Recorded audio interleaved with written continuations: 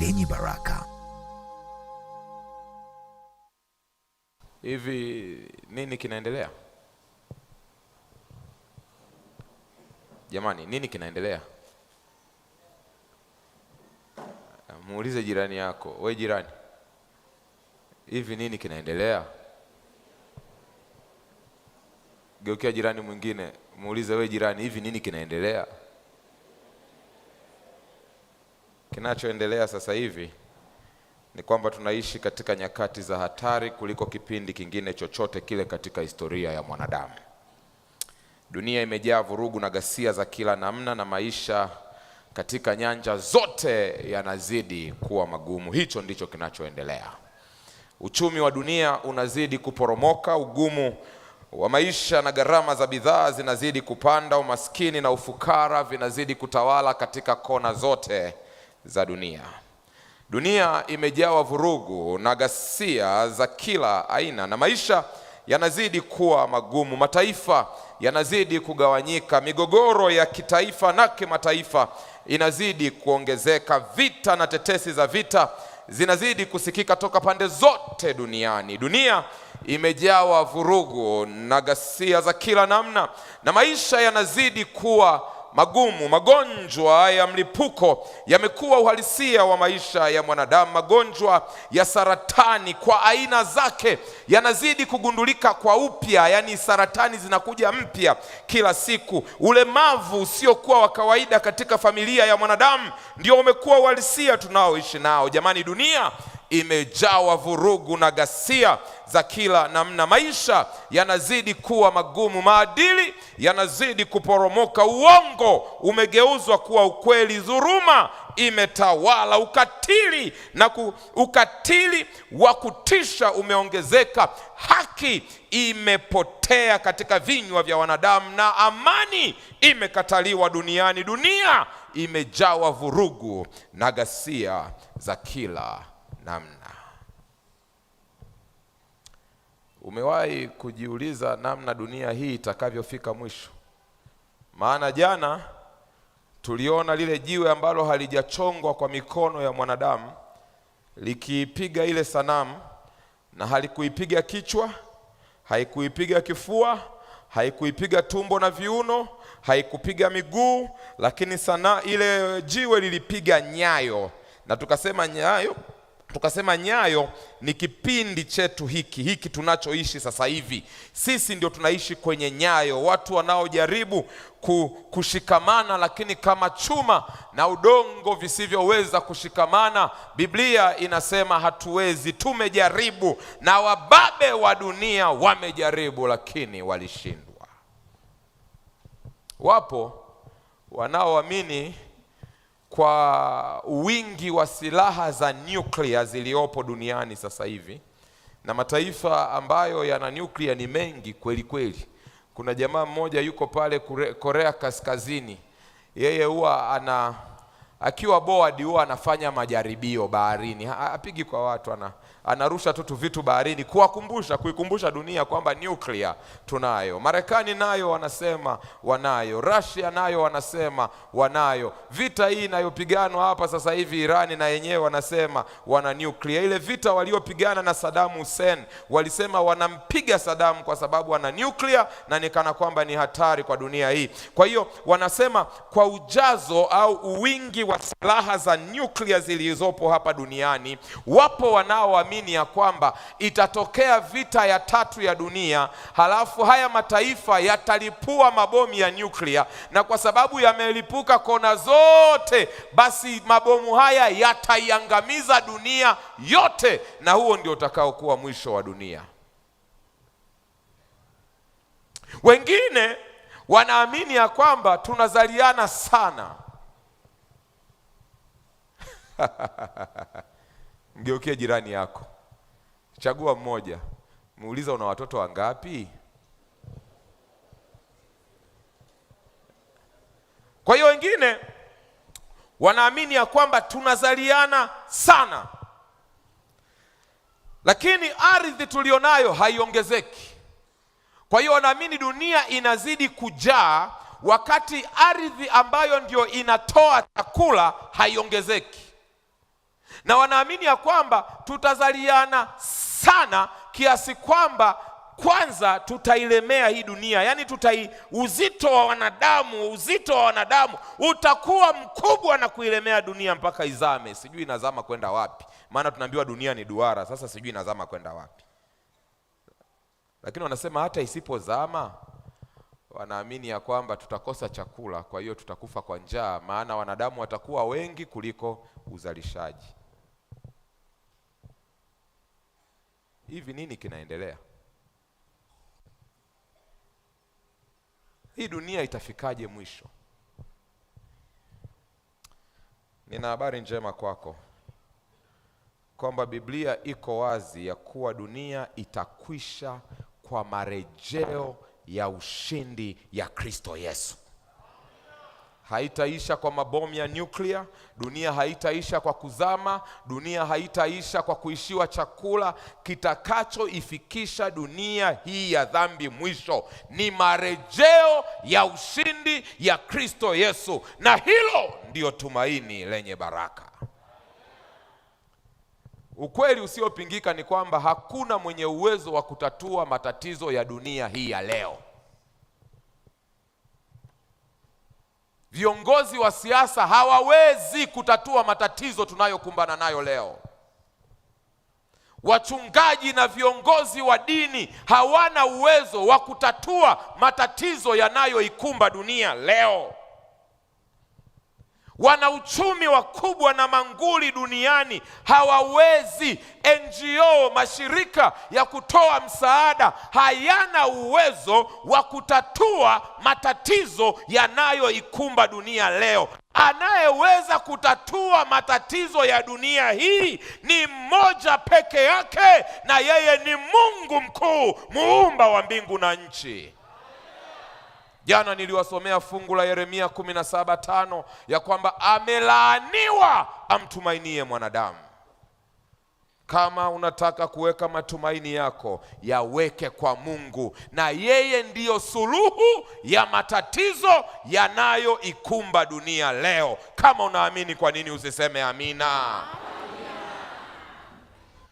Marejeo ya Kristo mara ya pili ndio tukio linalozungumzwa kuliko matukio yote katika Agano Jipya. Moja kati ya mafungu 25 ya Biblia katika Agano Jipya yanaongelea kuhusu kurudi kwa Yesu mara ya pili. Kristo alitumia muda mwingi kuzungumza kuhusu marejeo yake kuliko topic nyingine yoyote ile aliyowahi kuifanya. Hivyo basi, jioni ya leo tunao ujasiri na tunalo tumaini kuwa Kristo mwenyewe alitambua ya kwamba mambo ni magumu na yatazidi kuwa magumu, lakini hajatuacha. Neno linasema anakuja tena. Yes, anakuja tena. Usikate tamaa, usipoteze tumaini, usirudi nyuma. Dhoruba zikipiga, usimwache Mungu. Waimbaji wa kwaya wanasema, na ije dhoruba na mawimbi sitaogopa, kwani naongozwa na mkono wa Mungu. Nataka nikuhakikishie mpendwa, haijalishi maisha yatakuwa magumu kiasi gani, usimwache Mungu, usimgeuzie Mungu mgongo. Siku inakuja, nayo ni karibu, atakuja kukutoa katika dunia hii yenye dhambi. Wanafunzi siku moja walitaka kumwonyesha Yesu uzuri wa hekalu la Yerusalemu. Hiyo habari tunaipata katika Mathayo sura ya 24 fungu la 2 na la 3. Naye akajibu akawaambia, hamyaoni haya yote? Amini nawaambieni, halitasalia hapa jiwe juu ya jiwe ambalo halitabomoshwa. Hata alipokuwa ameketi katika mlima wa Mizeituni, wanafunzi wake wakamwendea kwa faraga wakisema, tuambie, mambo hayo yatakuwa lini? Nayo ni nini dalili ya kuja kwako? na dalili ya mwisho wa dunia. Kwa hiyo wanafunzi walikuwa na shauku ya kujua dalili za kuja kwa Yesu na dalili za mwisho wa dunia.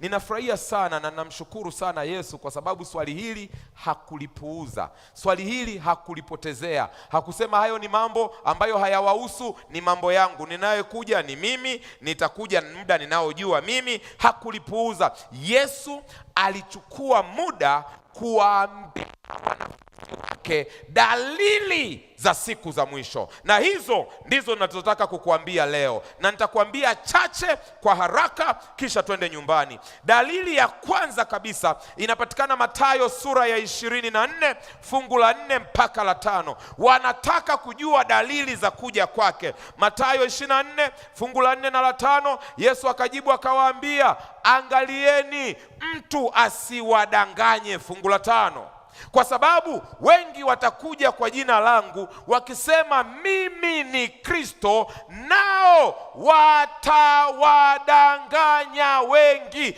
Yesu anasema dalili mojawapo ya kuja kwangu ni watu wengi watakaokuja na kuwadanganya kwamba wao ni Kristo. Hawa nao wameambatanishwa na manabii wa uongo. Miaka mitatu iliyopita, ilikuwa 2021, nendeni kwenye YouTube mkaangalie. Mwezi wa 4 kuna mmoja alijitokeza kule Kenya ni nchi jirani. Alijitokeza akawaambia ya kwamba yeye ni Kristo. Kwa hiyo akawa anatembea kama Kristo, na hii dunia watu wamekata tamaa, watu hawana tumaini. Yaani watu wamechoka kiasi kwamba chochote tu kinachonukia matumaini wanakifuata. Kwa hiyo mwamba akawaambia, jamani, Kristo mliyekuwa mnamngojea ni mimi, na mimi nimefika. Unajua watu wakaanza kumfuata. Akitembea ana kundi la watu nyuma yake, akienda ana watu nyuma yake, anapanda milimani watu wako, wanaenda vichakani watu wapo. Ilipofika Pasaka mwezi wa 4, sasa wakasema jamani, Kristo. Ilipofika mwezi wa 4 wakasema Kristo aliuawa. Sasa tunataka huyu mwamba na yeye, kwa kuwa amesema ni Kristo, tutamtenda kile tulichomtenda Kristo. Walipomtafuta wamshike Alhamisi usiku, mpaka leo anangojewa. Neno linasema siku za mwisho makristo na manabii wa uongo wataongezeka. Tunaishi katika kipindi ambacho manabii wa uongo wamekuwa wengi, mafundisho ya uongo yamekithiri, kipindi ambacho mawazo na hisia binafsi za viongozi wa dini vimekuwa na nguvu kuliko neno la Mungu. Paulo aliandika katika Timotheo wa pili sura ya 4 fungu la 3 na la 4, akasema, maana utakuja wakati watakapoyakataa mafundisho yenye uzima, ila kwa kuzifuata nia zao wenyewe watajipatia walimu makundi, kwa kuwa wana masikio ya utafiti, nao watajiepusha wasisikie yaliyo kweli na kuzigeukia hadithi za uongo. Wapendwa, siko hapa kuhubiri dini, lakini niko hapa kuwaambia moja ya dalili ya kuja kwa Yesu mara ya pili ni makristo wa uongo na manabii wa uongo. Na hawa wamejaa kila kona katika dunia hii tunayoishi leo. Sasa hivi ibada imetoka kuwa sehemu ya kukutana na Mungu, imeenda kuwa sehemu ya burudani. Sasa hivi tuna wachungaji, watumishi, mitume, maaskofu, yani majina yao yote, lakini wakisimama hawasimami kusema kweli za neno la Mungu, wanasimama kusema mambo yao wenyewe. Mimbari kama hizi sasa hivi zinatumika kuwa uwanja wa siasa. Neno la Mungu halisomwi tena, tunajadili siasa. Manabii wameacha kuleta ujumbe wa neno la Mungu, wamegeuka kuwa wabashiri wa Simba na Yanga. Yaani mtu anatoka nyumbani kwake anaenda kanisani ili asikie mtumishi atakavyotabiri nani atashinda kati ya Simba na Yanga.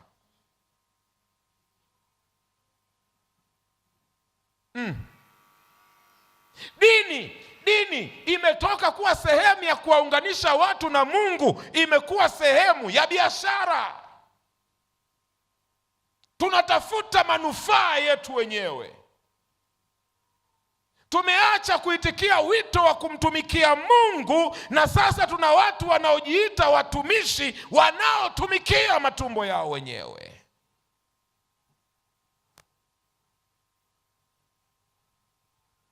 Na kwa sababu wanadamu tumezikataa kweli za neno la Mungu, Timotheo amesema wataenda makundi wakikataa kweli za neno la Mungu. Wanaenda kule ambako wanajisikia vizuri. Wapendwa, mimbari hizi zimewekwa ili upendo wa Kristo uonekane. Hizi mimbari zimewekwa ili dhambi itajwe kwa jina lake na ikemewe. Hizi mimbari hazijawekwa kuwa sehemu ya burudani, na kama kuna burudani mtu ataipata baada ya ibada, iwe ni burudani ya kwamba dhambi zake zimesamehewa na jina lake limedumishwa katika kitabu cha uzima. Lakini leo mimbari zimekuwa sehemu ya comedy. Mimbari zimegeuka kuwa sehemu ya kutengenezea content. Na watumishi wanasema mambo ya ajabu ajabu, wanajiita watumishi, wakijinufaisha wao wenyewe. Wanatembelea magari makubwa, wanaruka kwa helikopta, washiriki wao hata ndala hawawezi kununua.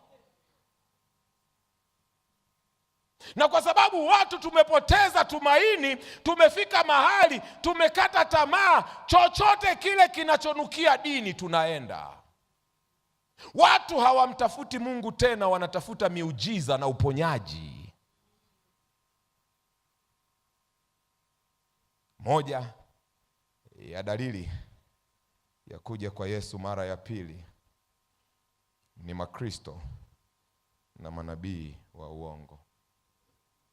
Yohana wa kwanza sura ya 4 fungu la kwanza, Biblia inasema, wapenzi, msiamini kila roho.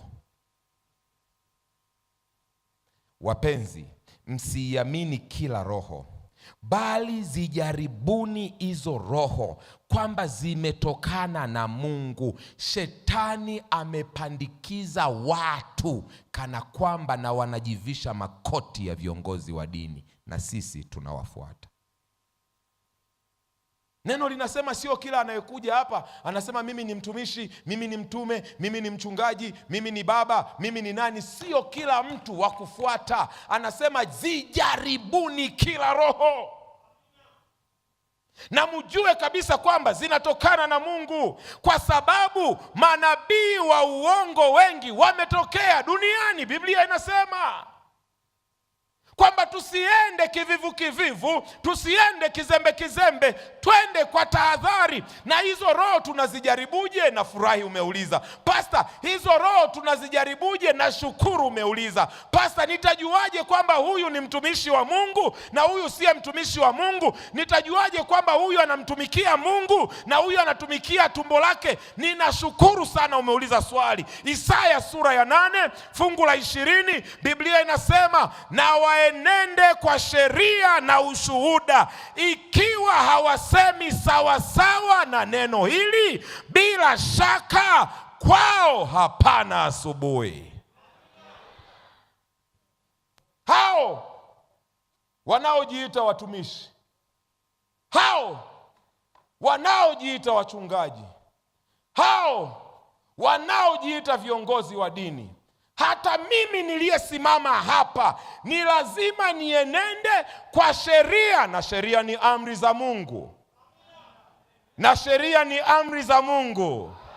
Na sheria ni amri za Mungu.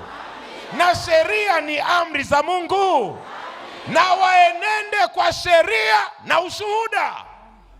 Ikiwa hawasemi sawa sawa na neno la Mungu, achana nao, kimbia na utoke uhame mchana, maana kwao hapana asubuhi. Ngoja nikwambie, yoyote yule anayejiita mtumishi wa Mungu, hata mimi niliyesimama hapa, apimwe sawasawa na kweli za neno la Mungu.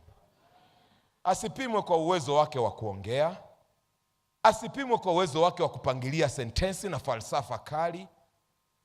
Mtumishi wa Mungu wa kweli apimwe sawa. Wanaonielewa waseme amina.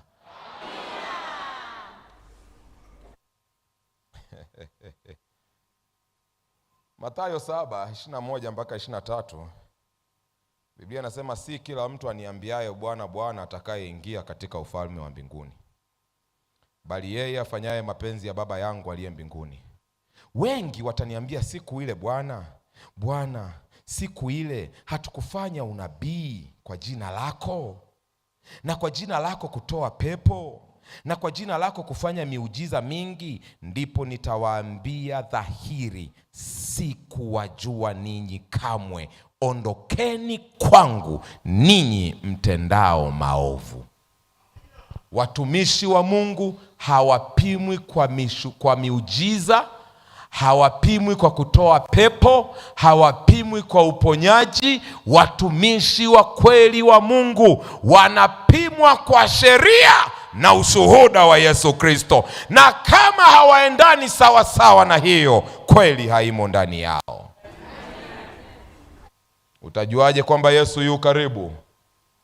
Makristo wa uongo na manabii wa uongo wameongezeka. Mathayo 24 fungu la 6 na la 7, Kristo anaendelea, anawaambia, nanyi mtasikia habari za vita na tetesi za vita. Angalieni msitishwe, maana hayo hayana budi kutukia, lakini ule mwisho bado. Kwa maana taifa litaondoka kupigana na taifa, na ufalme kupigana na ufalme. Kutakuwa na njaa na matetemeko ya nchi mahali mahali. Dalili ya pili ya kurudi kwa Yesu ni hali ya kisiasa na uchumi inavyozidi kudorora na kuporomoka kila siku. Hali ya kisiasa ni mbovu. Jana nimewaambia, tumejaribu kushikana, tumeshindwa. Karne ya 20 peke yake hii tulioimaliza mwaka 2000, zimepiganwa vita ya kwanza ya dunia na zikapiganwa vita ya pili ya dunia. Vita kubwa kabisa kuliko zile ambazo zimewahi kuonekana katika historia ya wanadamu zimepiganwa ndani ya karne ya 20. Vita zimekuwa ni sehemu ya maisha. Kila bara katika dunia hili, kasoro lile ambalo hawakai wanadamu, kila bara, mabara 6 yote ambayo wanadamu wanakaa, yana vita ndani ya mabara yao. Hamuhitaji mchungaji kusimama kwenye mimbari Njombe Net Event kuambia habari za vita na tetesi za vita. Tumekuwa na vita Korea, Vietnam, vita miaka 8 imepigwa kati ya Iraki na Irani, Bosnia, Somalia, South Sudan, Rwanda, Burundi, hata Tanzania tunayoita kisiwa cha amani imepigana vita. It's an historical fact. Kwa nani aliyempiga Idi Amin pale Uganda mpaka akakimbia? Maana kuna watu nimesema tumepigana vita wametoa macho. Ni vita tu ya Tanzania na Uganda jamani. Kongo mpaka sasa hivi panalindima. Na vita zimekuwa sehemu ya maisha kiasi kwamba tumezizoea, yani sio habari tena. Kwani hapa kuna mtu anayekumbuka kwamba Ukraine na Russia bado wanapigana? Lakini ninavyoongea vita inaendelea. Kuna mtu anakumbuka hapa kwamba Israeli na Palestina bado wanapigana pale Gaza? Tumeyazoea, yani hata yatusumbui tena, lakini yanaendelea. Juzi tu hapa Iran amesimama, ameanza kupambana na Israeli, na nyuma ya Israeli tunajua yuko Marekani, na alisema hadharani Vita na tetesi za vita. Wapendwa, tunapoona vita zikipiganwa katika dunia hii, hiyo ni moja ya dalili ya kwamba the more we become politically unstable, jinsi hali ya siasa inavyozidi kuwa ngumu na hali ya uchumi inavyozidi kuwa ngumu, hiyo inasema Kristo yuko mlangoni, amekaribia kuja kwa ajili yangu na kwa ajili yako. Mkiona vita na tetesi za vita, inueni vichwa vyenu juu, maana ufalme wa Mungu umekaribia kuliko tulipoamini. Na tunapoongelea vita, ukweli ni kwamba ziko vita ambazo zinapigwanwa mioyoni mwetu wenyewe. Yaani mioyo yetu tu yenyewe ni uwanja wa vita. Fungu la 37, Mathayo sura ya 24. Kristo akiendelea kuwaambia wanafunzi dalili ya kuja kwake. Mathayo 24:37, Biblia inasema, kwa maana kama vile ilivyokuwa siku za Nuhu, ndivyo itakavyokuwa kuja kwake Mwana wa Adamu. Ukiendelea na mafungu yanayofuata yatakwambia siku hizo watu walikuwa wakila na kunywa, walikuwa wakioa na kuolewa. Halo? Ghafla gharika ikawakuta. Sasa niwaulize, na hapa yupo Dr. Magomere. Jamani, kuna ubaya katika kula na kunywa? Ambaye hapendi mambo ya kula ambaye huwa hanywi maji nini? Jamani, nyie ndo mnatimiza unabii. Haya, niambieni, kuna shida katika kuoa na kuolewa? Binti, umekaa hapa una mpango wa kuolewa kweli kabisa? Kuna dhambi gani katika kuoa na kuolewa? Fungu linachosema ni hivi: maisha yatakuwa yanaendelea kama kawaida. Yaani tunakula, tunakunywa, tunaoa. Nuhu alihubiri miaka 120. Watu walikuwa wanaendelea na maisha kawaida. Nuhu anahubiri wanakula, wanahubiri wanakunywa, wanahubiri wanaoa, anahubiri wanaolewa, business as usual, na wakiwa wanaendelea na maisha kama kawaida. Gharika. Cha ajabu, kinachonisumbua kabisa kuhusu habari ya Nuhu, amehubiri miaka 120. Wanadamu wakafanya mioyo yao kuwa migumu. Lakini ng'ombe, twiga, tembo, sisimizi, konokono, nyoka wakaitii sauti ya Mungu. Hivi huyu mwanadamu huyu ana tatizo gani? Ndio maana pale kitabu cha Malaki anasema Mungu anasema, jamani, mtumwa humcha bwana wake. Biblia inasema hata mnyama anamtii bwana wake. Lakini watu wangu wamenikataa. Miaka 120 wamehubiriwa, wamekataa kusikia habari. Lakini wanyama wameitikia wito wa Bwana. Shida ya kipindi cha Nuhu ni kwamba ilikuwa ni maisha yanaendelea kama kawaida, lakini kipindi cha Nuhu kilikuwa na shida nyingine. Mwanzo sura ya 6, fungu la 11 na la 12.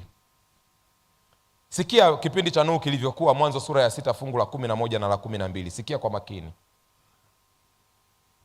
Dunia ikaharibika mbele za Mungu, dunia ikajaa dhuluma. Fungu la 12. Mungu akaiona dunia na tazama imeharibika. Hii sentensi ya mwisho inauvunja moyo wangu. Maana kila mwenye mwili amejiharibia njia yake duniani. Anaongelea mmomonyoko wa maadili. Tunaishi katika dunia ambayo dhuluma imetawala. Wenye nguvu wanatumia mabavu kuwaonea na kuwanyang'anya wasio na nguvu. Matajiri wanatumia pesa na mali kuwanyima haki maskini. Wenye mamlaka wanatumia mamlaka yao kudhurumu wasio na mamlaka. Waajiri wanaonea waajiriwa na viongozi wanatumia mabavu kukandamiza watu. Katika jamii zetu, wajane na yatima wanadhulumiwa haki zao kila kuitapo asubuhi. Dada wa kazi na wakulima wa mashamba yetu hawalipwi ujira wao, na hata wakilipwa bado malipo hayaendani na kazi wanazozifanya.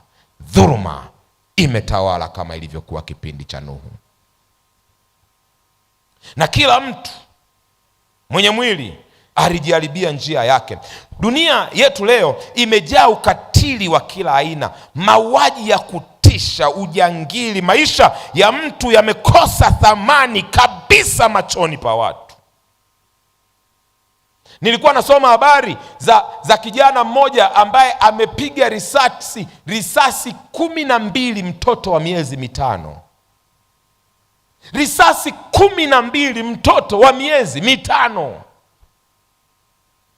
Unyama usio wa kawaida, ukatili uliokithiri. Hofu ya maisha ya mtu imeondoka. Maisha ya mtu na ya kuku hayana tofauti tena.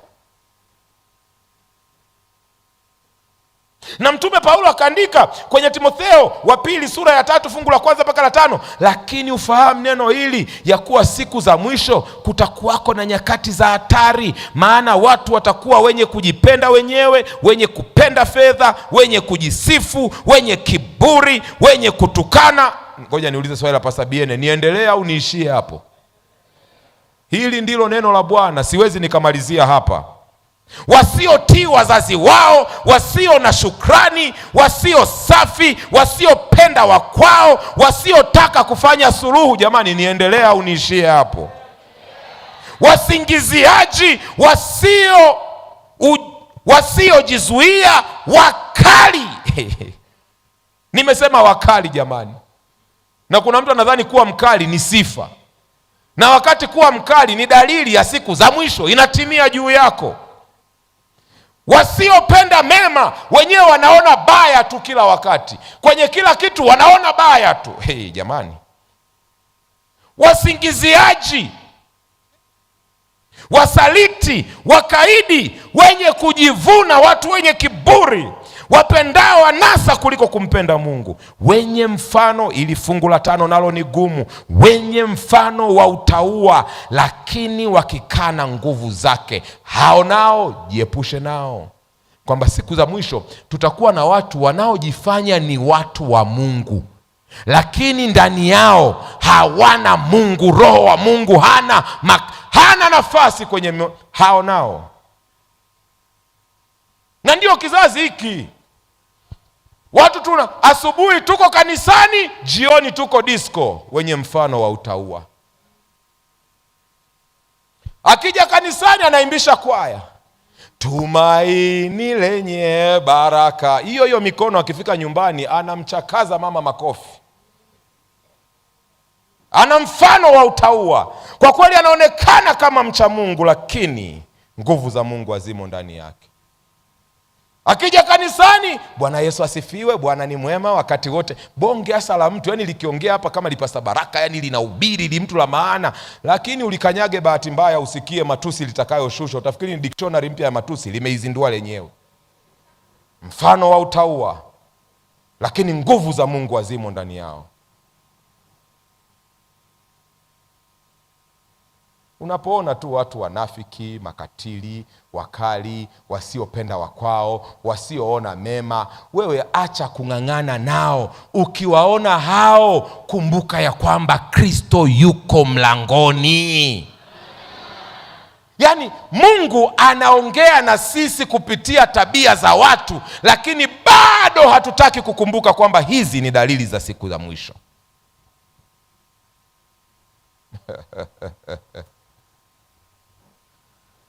Mmomonyoko wa maadili umekithiri sana. Hivi mnaweza mkaamini ni kanisa hili la Kikristo leo baadhi ya madhehebu yanaruhusu ndoa ya jinsia moja? Kuna mwaka nilienda kufanya mahubiri ya hadhara kwenye nchi ambayo sitaitaja, na wanajua sisi wa Afrika, sisi tunahubiri na tunahitaja dhambi kwa jina lake. Sema amina. Mchungaji mwenyeji akawa ananiambia, Pastor, kwanza watu wa hapa ukiwahubiria huwa hawapendi kupigiwa kelele. Kwa hiyo haya manguvu nayo yatumia mpaka majasho nini usitufokee Pastor. maisha yanatufokea vya kutosha, usije ukaongeza makwazo kanisani. 2, hawapendi mahubiri marefu. Lakini 3, mambo ya ushoga yako sensitive sana, usiyataje. Yaani usiyaseme, unajua, kwa sababu sheria za nchi hayo yanaweza yakatukuta tumefika mahali pasta umekamatwa kwa kukemea ushoga. Nikasema sasa, kama kuna wa kwanza kufungwa jela kwa sababu amekemea ushoga, nataka niwe mimi. Si angalau niwe shujaa wa msalaba jamani, kwa jambo moja tu. Sasa kama wakina Petro alisurubiwa kichwa chini miguu juu, mimi kelele sikupiga, niliongea kistaarabu, sikufoka. Mahubiri yangu hayakuwa marefu kama ya Njombe Net Event, dakika 15-20 nimemaliza. Lakini ushoga niliukemea kwa jina la Yesu. Amina. Muda umekwisha. Niwape dalili hii moja halafu tufunge. Unajua watu tunapoongelea dalili za kuja kwa Yesu, tunaongelea maadili kumomonyoka, tunaongelea dhuluma kuzidi, tunaongelea mauaji, tunaongelea vita, tunaongelea matetemeko ya ardhi, tunaongelea njaa duniani kote, tunaongelea makristo na manabii wa uongo. Lakini wapendwa, ipo dalili moja ya muhimu ambayo hatupaswi kuisahau, na tukiiona hii nayo tujue ya kwamba Kristo yu mlangoni. Mathayo sura ya 24 fungu la 24 fungu la 14. Mathayo 24 fungu la 14, Biblia inasema moja ya dalili ya kuja kwa Yesu mara ya pili ni hii: tena habari njema ya ufalme itahubiriwa katika ulimwengu wote, kuwa ushuhuda kwa mataifa yote. Hapo ndipo ule mwisho utakapokuja. Moja ya dalili za siku za mwisho ni habari njema ya ufalme kuhubiriwa ulimwenguni mwote. Ngoja niwaambie, hata Njombe Net Event, mahali ambapo ninahubiri Kiswahili na kinatafsiriwa kwa Kiarabu na inatafsiriwa kwa Kiingereza na watu wanasikia kutoka Kongo, Marekani, Australia, Uingereza, Netherlands, Sweden, China, Japan. Ukiyaona haya ujue Yesu amekaribia kuja.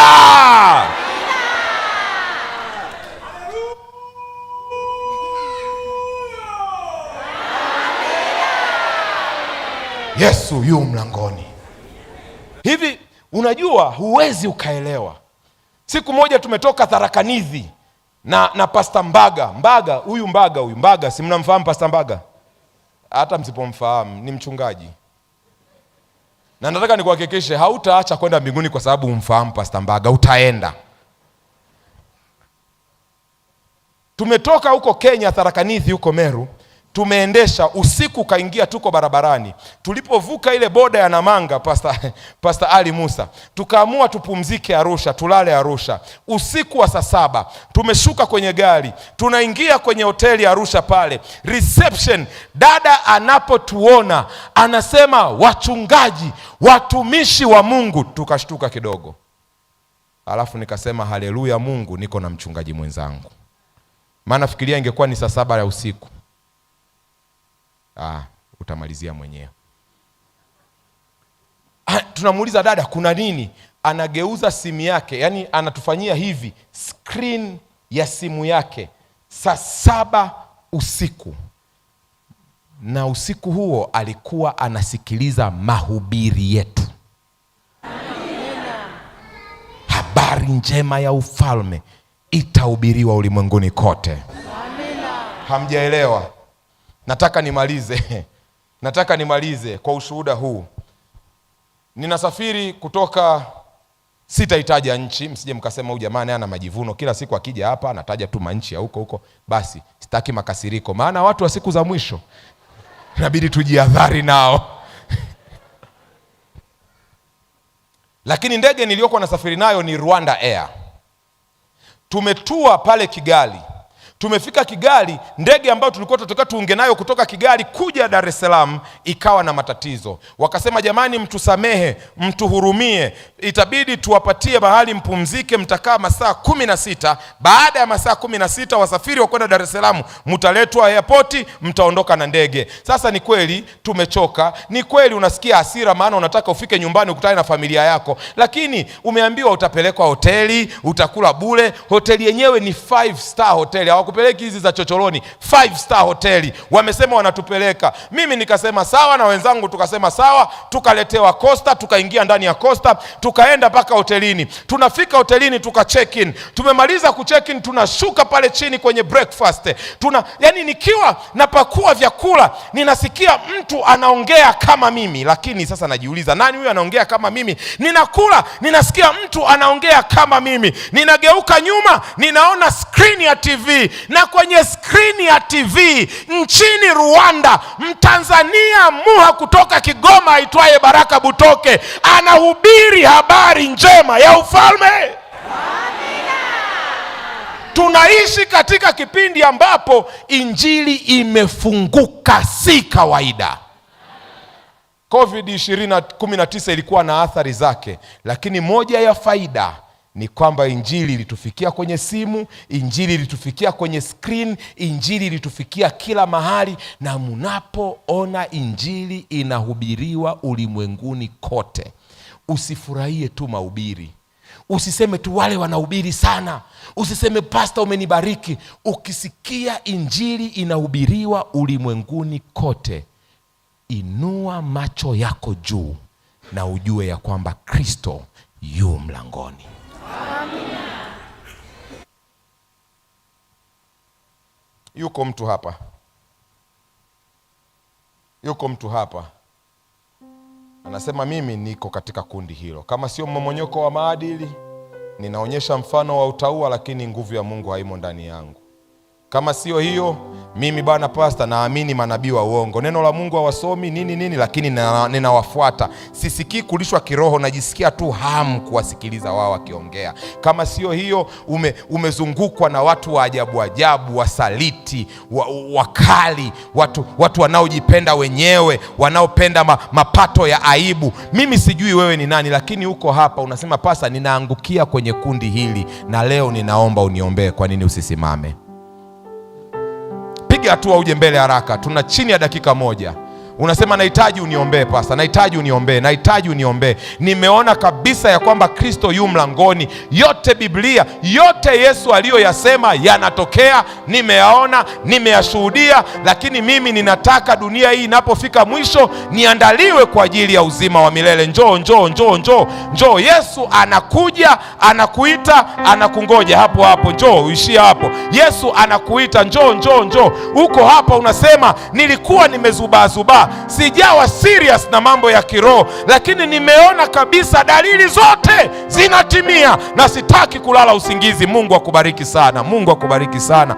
Mungu akubariki sana. Baba, ninaomba usiku huu wa leo uwabariki watoto wako na kuwalinda. Nuru ya uso wako iwaangalizie na kuwafadhili. Ninaomba uwatendee yaliyo mema. Ongoza hatua za miguu yao. Wabariki waingiapo na watokapo. Lakini zaidi ya yote, kwa imani ruhusu sasa wainue vichwa vyao juu, maana umekaribia kuja. Na utakapokuja asiwepo wa kukataliwa. Tumeomba katika jina la Yesu. Amen. Amen.